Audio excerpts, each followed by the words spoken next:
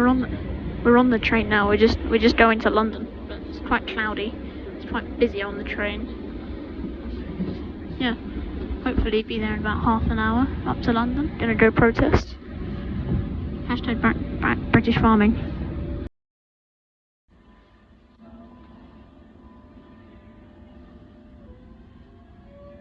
Someone's brought their kit along with them. It's nice fast tracks. 4220 icon. The little pedalers. That sounds nice. That's probably an 8000 series, that. Nice tractors. News teams here.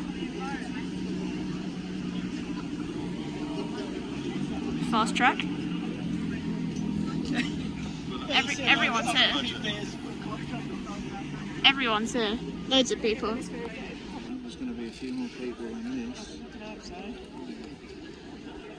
News people interviewing Ollyblogs. Link will be somewhere in the description to his channel. Go check him out.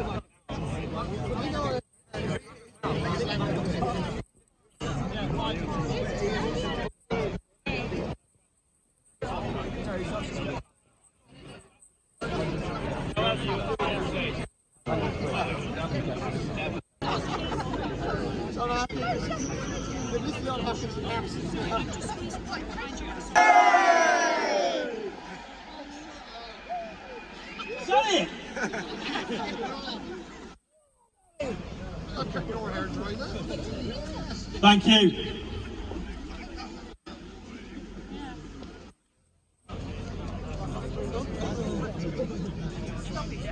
We don't think we can march to Parliament Square and back without pausing.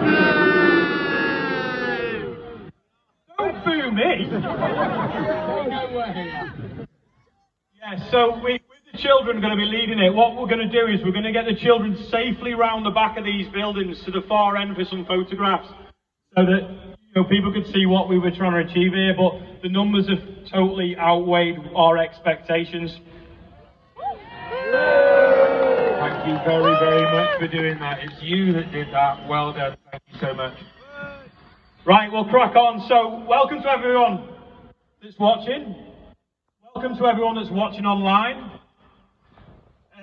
A lot of people have had to stay behind to look after animals, so, we just need to think about them. Thank you to all this team here that's made this happen. Massive thanks to the Met for allowing this to happen and keeping everybody safe. Come on, you can do better than that. Seriously, from the bottom of my heart, thank you. I'm Ollie Harrison. I'm just an arable farmer from near Liverpool. I never thought one day I'd be stood here talking to so many farmers. My family has farmed in Tarbuck for 175 years, with me being the 5th generation, and James dreaming of being the 6th. He's slightly confused. The job of hats fell over his eyes. Me and my father and my ancestors have worked tirelessly over them years to build a farm where it is today. But for now, I could be the last generation to produce food on that land. The government has taken the ability away for me to be able to pass the family farm on in a financially stable way for my 3 children. That makes me so angry. I don't know, I'm not the only one here today.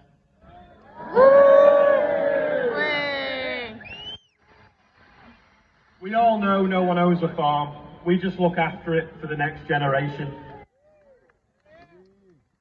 I'm really sorry, I had to write all this down so I didn't forget it. I don't normally like scripts. Being dyslexic, I can't read either. This reckless budget has already cost some lives. Given that where we are today, by the war memorials, someone's phone's ringing. Can we please just hold a minute's silence to remember those that aren't with us anymore?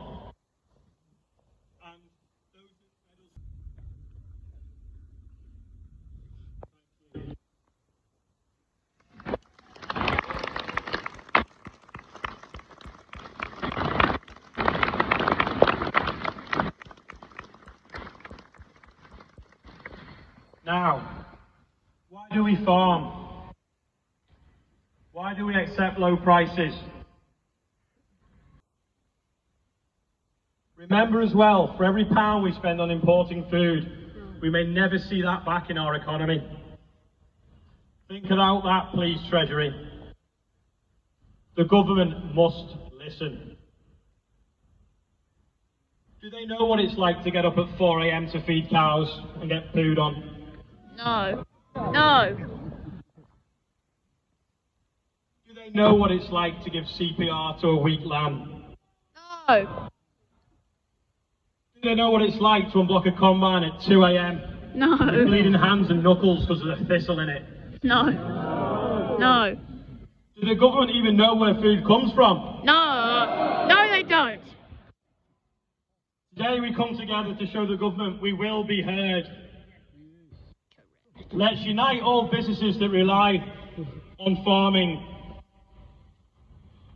Let's unite all businesses that cannot pass their hard work to the next generation because of this appalling budget. We will not be taxed into bankruptcy. We will not be bribed with political rhetoric. Downing Street, if you can hear us, you need to fix this. Yeah.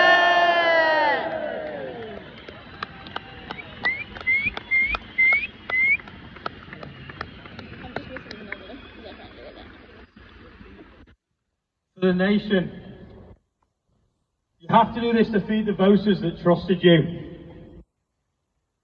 You have to do it for our children. And you have to do it for our grandchildren. Thank you.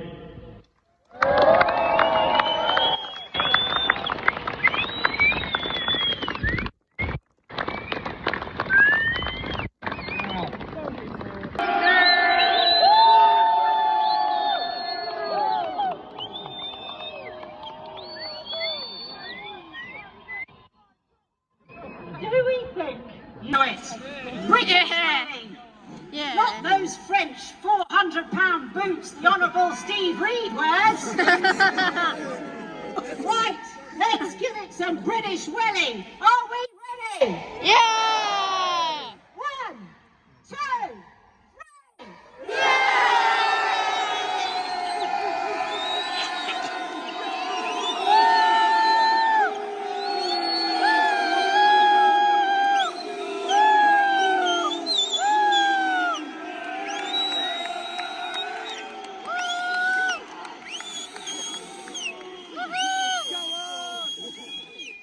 Right, well done everybody. I hope that's kept you all a bit warm. Like a lot of people who live in cities and go on Twitter, I thought farmers drove around in Range Rovers, moaning, until February, and then you all went skiing. And then about 5 years ago, I started farming.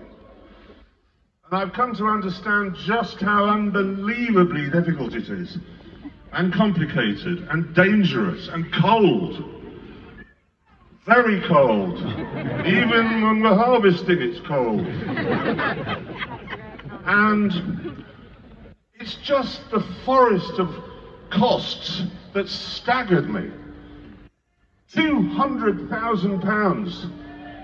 Somebody needs to turn their mics off. £200,000. Need a medic? Medium-sized one. A combine, £500,000. All the equipment costs a fortune. And if you try to price what you're selling to accommodate that, there's just a lot of moaning. You get people saying, oh, I shouldn't pay that. I can get a chicken from abroad. Yeah, you can. But it's so full of chlorine, it tastes like a swimming pool with a beak.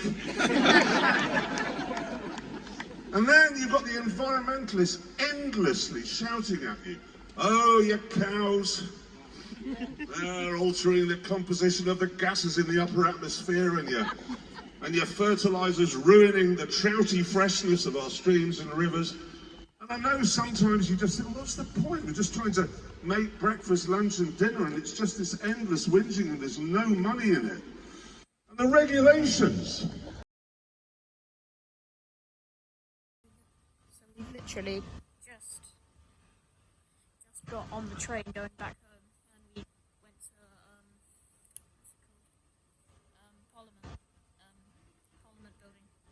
Is that what's, I don't know what it's called. Yeah, that's it. Houses of Parliament, and just on signed or written to our local